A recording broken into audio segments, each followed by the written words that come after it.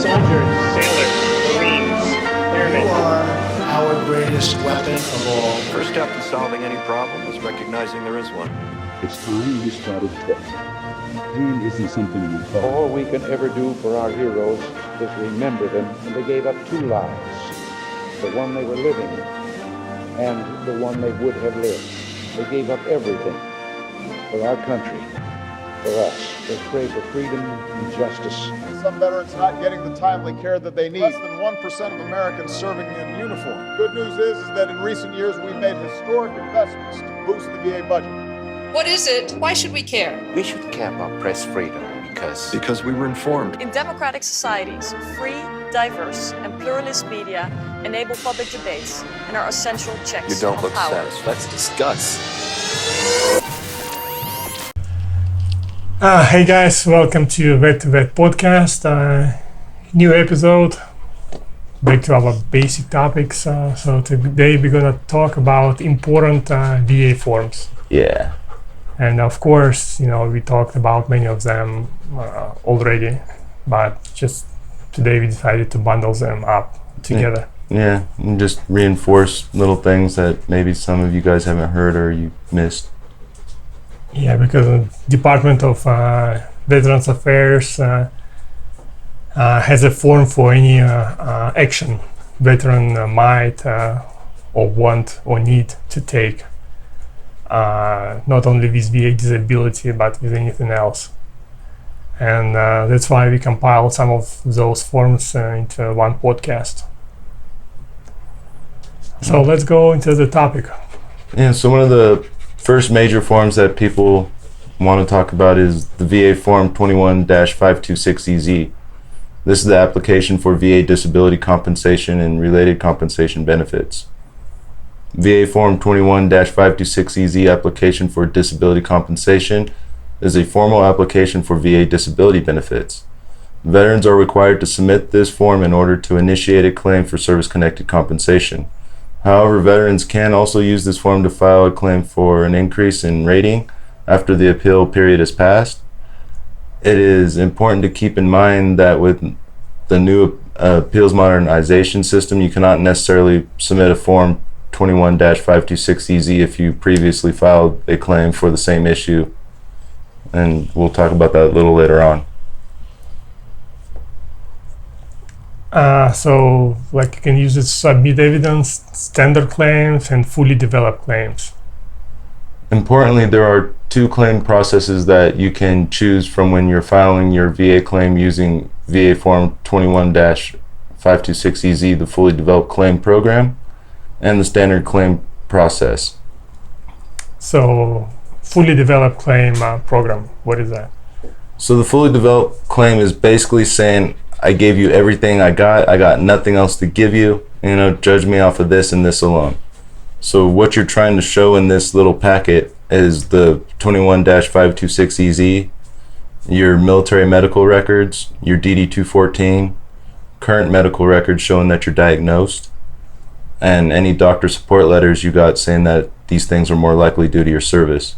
So if you have everything like that, more than likely you'll stay in the fully developed process. If there's something missing, then you just kind of go into the standard claim process, which isn't a big deal. Like literally 80%, 90% of vets that file claims usually fall into the standard claims process regardless. But you try like hell to go into the fully developed claim so you're not wasting so much time. And when you file that fully developed claim, it doesn't mean that VA will not schedule an examination. So it's not over that you just send the documents and that's it. Yeah, there's potential, but the reality is most of the time you're going to get a medical exam no matter what you claim or what records you send them. And also, if you file a fully developed claim but then discover additional evidence to support your claim, you are still able to submit that evidence. Yeah, but that could knock you out of the fully developed claim process and put you into the standard claim process. So, but treat it like you're going to court no matter what you do. So if you have any records that you think are going to help support your claim, use it. Don't hold it back for any kind of potential randomness that you might think might happen. Give them everything you got, because the more evidence you have, the better odds you got. And most likely, if you are well prepared, safe to move through standard claim process. Yeah. The VA provides multiple ways for the veterans to file initial claims using the Form 21-526EZ, including the following. You could file online using the VA's e-benefits platform. You could do it by mail directed to the Department of Veterans Affairs Evidence Intake Center, P.O. Box 4444 in Janesville, Wisconsin, zip code 53547-4444. You could do it in person. Bring a completed VA Form 21-526EZ to a VA regional office near you when they are open after the virus. I don't think they're open yet. With the legal representative, completing the form with a veteran service organization like a VSO or a VA accredited agent or attorney. So generally speaking, filing your VA claim online is the fastest and most convenient way to apply for disability benefits. Electronic records can be processed using a variety of automated tools, allowing VA to complete certain actions with greater speed. Therefore, filing your claim online may give you the opportunity to secure an earlier effective date. Major thing, I hope you guys always hear this, is no representative can charge you fees for helping veterans file disability claims. Importantly, veteran representatives cannot charge fees on initial claims. In other words, as long as there has not been a decision and any subsequent appeal of that decision, the representative should not be entitled to any compensation from your pocket. So if anybody tries to charge you anything or ask you for anything, you know it's BS. So the other form is VA Form 21-8940. Yeah, so this is the unemployable or the IU claim. So for the unemployability is an application for increased compensation based on unemployability. It is a form that VA relies on when they are developing claims and appeals for total disability based on individual unemployability. Some people will call it IU, some people call it TDIU, some people call it the unemployable, but it's all the same thing. The purpose of this form is to provide VA with additional information about the veteran, such as his or her level of education and employment history, to supplement the request for the unemployable. If veteran does not submit Form 21-8940 along with their claim for TDIU, it is almost guaranteed the VA will ask them to provide one.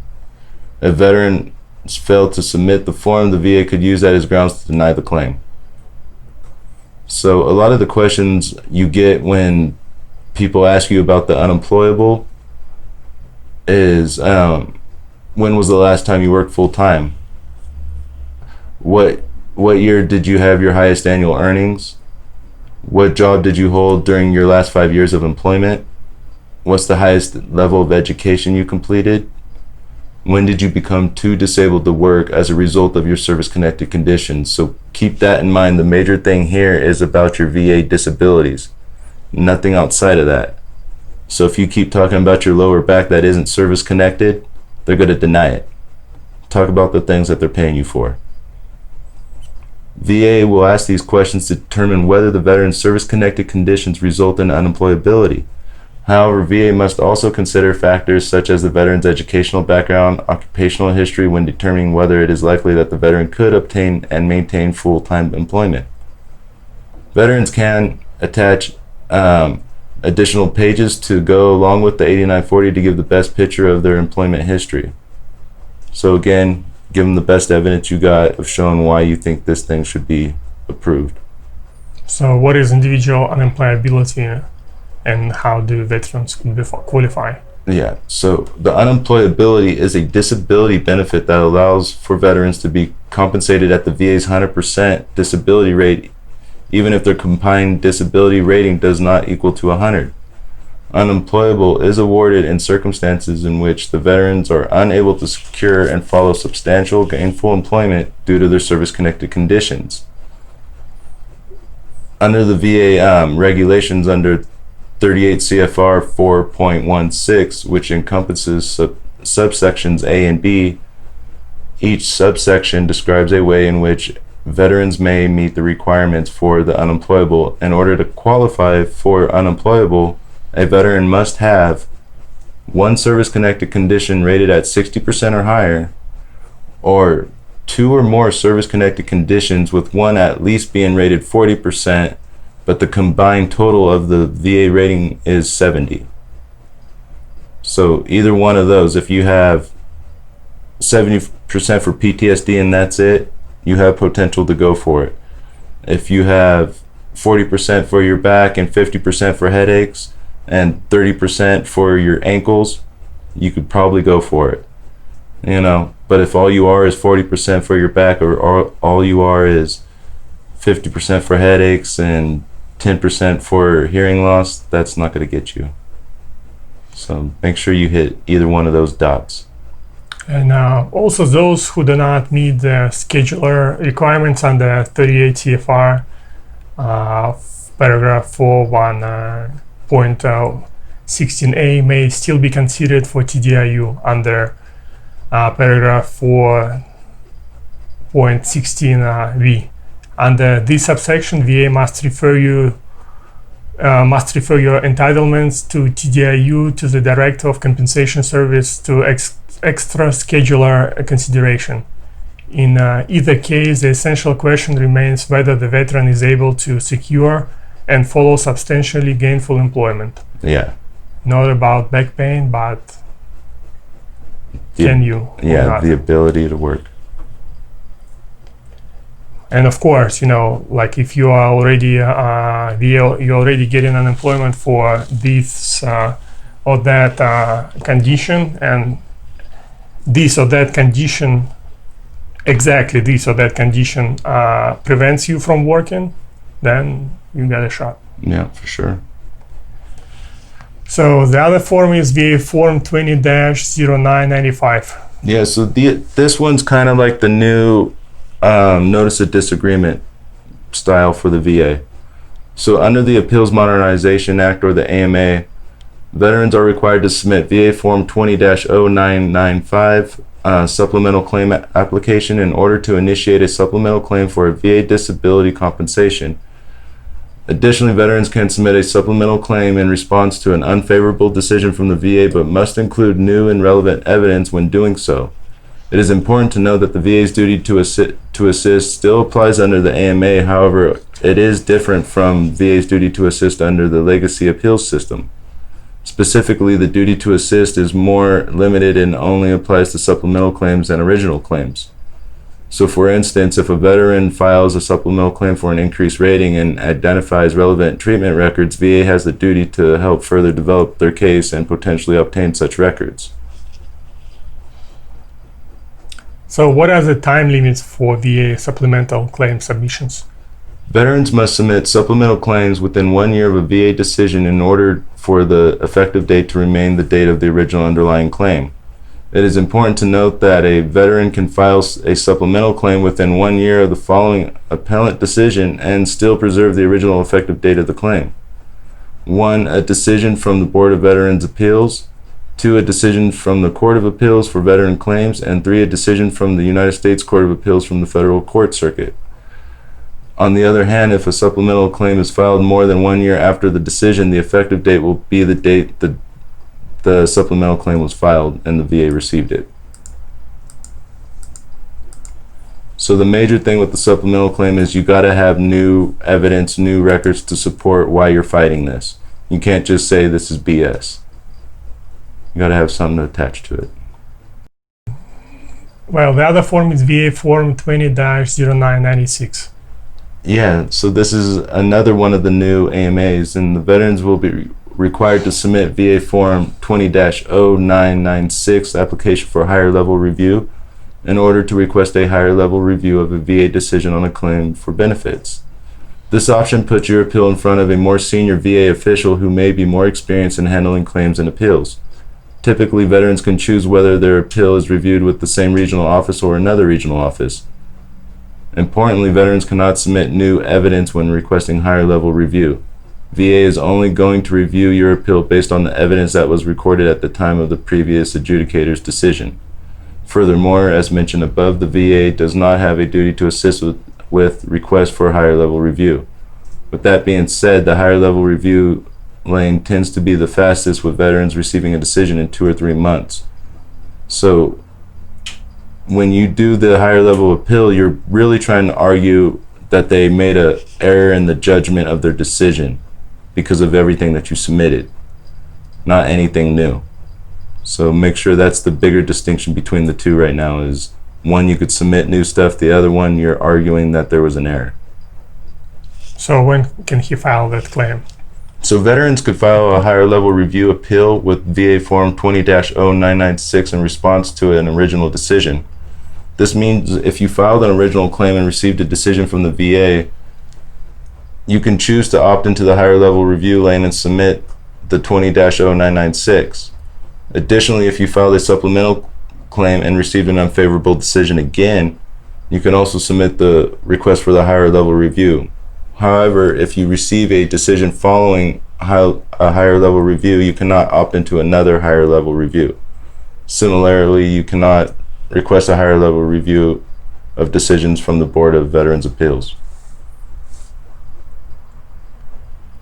Yeah. What would be informal conferences? So there are certain questions on the higher level review form, the 20-0996, related to whether you would like to have an informal decision review officer conference, which is a telephone conversation during which you speak with the adjudicator reviewing your case. Essentially, this gives you a chance to be heard in your case. However, it does create a bit of a delay. In the event that you wish to have a DRO conference, it is important that you provide the best phone number for the adjudicator to contact you when filling out the form. So basically, the guy's got to tell you what he thinks and if you're missing anything. And if you're missing some, then he'll tell you what he thinks you're missing. And so it's kind of an easier way to understand why they keep denying it if you're lost. Yep. The other form is VA Form 10-182. Yeah, so with the service officers, we always joke that this is the airborne form, the VA Form 10182. The veteran will be required to submit this form in order to appeal one or more previously decided issues to the board. Although this form is also called a Notice of Disagreement, it is vastly different from the NODs veterans filed in the legacy appeal system or in the past. Now all appeals to the board must be submitted directly to the board and will no longer be accepted by any regional office. Within the NOD, veterans must select one or three dockets: the direct review docket, evidence submission docket, or hearing docket. The direct review docket or direct docket at the Board of Veterans Appeals applies to veterans who do not want to submit additional evidence to the board and do not want a hearing before a veterans law judge. In this docket, the board's decision will be based on the review of evidence of record and the time of the agency of original adjudication's decision on the issues on the appeal. In other words, the board will only look at the evidence that was in the veteran's file when the decision on the appeal was filed. Evidence submission docket. The evidence submission docket is for veterans who want to submit additional evidence but do not want a board hearing. In this docket, veterans can submit additional evidence to the board with their NOD within 90 days following the submission of the NOD. Importantly, the board is prioritizing legacy appeals and appeals in the new system's direct docket. Therefore, appeals in this evidence submission docket will have longer wait times. The hearing docket is for veterans who want to have a hearing before a veteran law judge. Hearings in the appeals system will either take place at the board in Washington, D.C. or usually a video conference. Importantly, travel board hearings held by veteran law judges at local regional offices will only be available to veterans in the legacy appeals system. Overall, veterans are entitled to a hearing on any issue involved in an appeal. Similar to other AMA forms, veterans have 1 year from the date of the VA's decision to file the NOD with the board. So this is when you keep getting denied and you think you have better odds of talking to someone face to face. So if you keep getting denied and you really believe this is due to service and they just keep denying you, then your best chance is probably talking to a judge and explaining your reasons. Because it's harder to deny somebody face to face than it is staring at paper, I think. Yeah. VA Form 21-4138.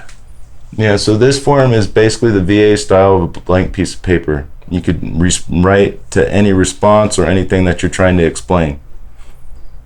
This allows veterans to provide testimony.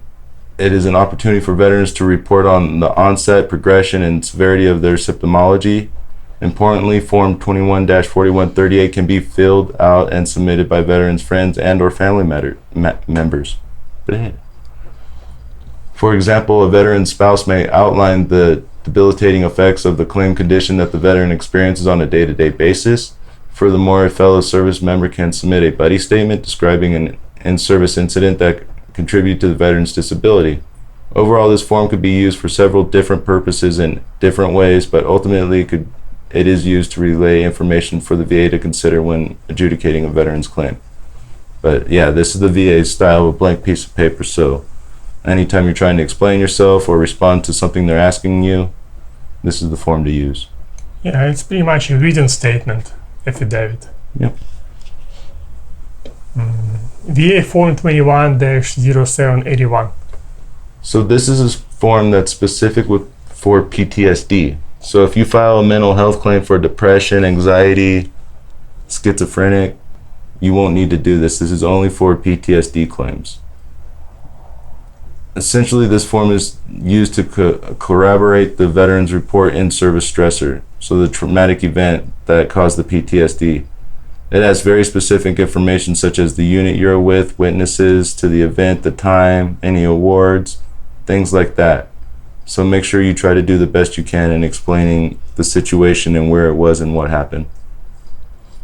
The other form, Declaration of Status of Dependents, VA Form 21-6866C.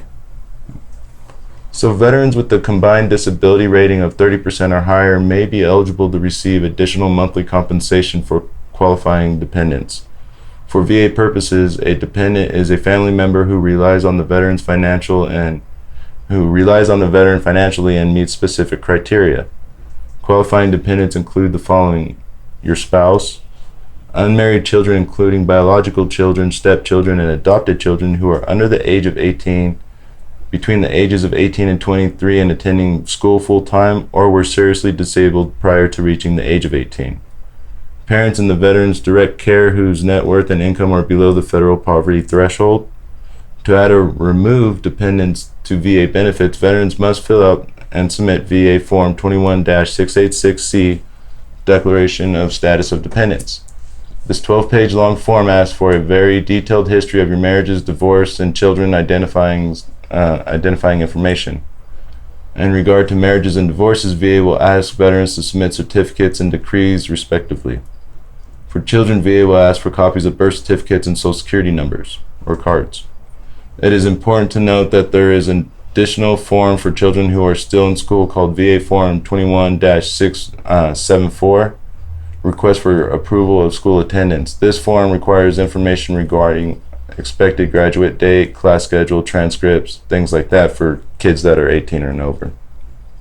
So what happens if you do not add or remove dependents appropriately? Yeah, so we all know the VA moves pretty slow in a lot of ways. So if you do not remove a dependent when necessary, VA will create an overpayment. This means that the VA will begin to withhold money from your monthly disability check until the overpayment amount has been recouped. For example, you get a divorce and fail to notify the VA, and as a result, the VA continues to pay you additional compensation for your spouse even though you are no longer with them. When the VA finds out that there has been a change in the status of the dependents, it will take back the money it paid during the time period through the creation of the overpayment. It is crucial that veterans report any changes to dependents as soon as they occur. I know it's like basically $100 a month, but it can add up, and then the moment the VA figures it out, you're gonna flip out when you realize that you owe them 10 or 20 grand or something like that. So don't get caught doing stupid stuff. Yeah, that's it, guys, for today about, I guess, most important VA forms. Yeah, the basic ones that most people look for. And as always, do you have any great book or stuff that you would recommend? There's a show on Netflix called I'm Sorry. It's pretty funny. It's about two people trying to raise a little girl, and it's almost kind of like the show The League with Raffi. He's in there. So, but it's pretty funny. It's not bad. There's nothing else to watch. And to end the podcast, a quote or words of wisdom of the day. The best way out is always through. Said by Robert Frost. That's it, guys. Thank you for listening. Until next time, over and out. Thank you.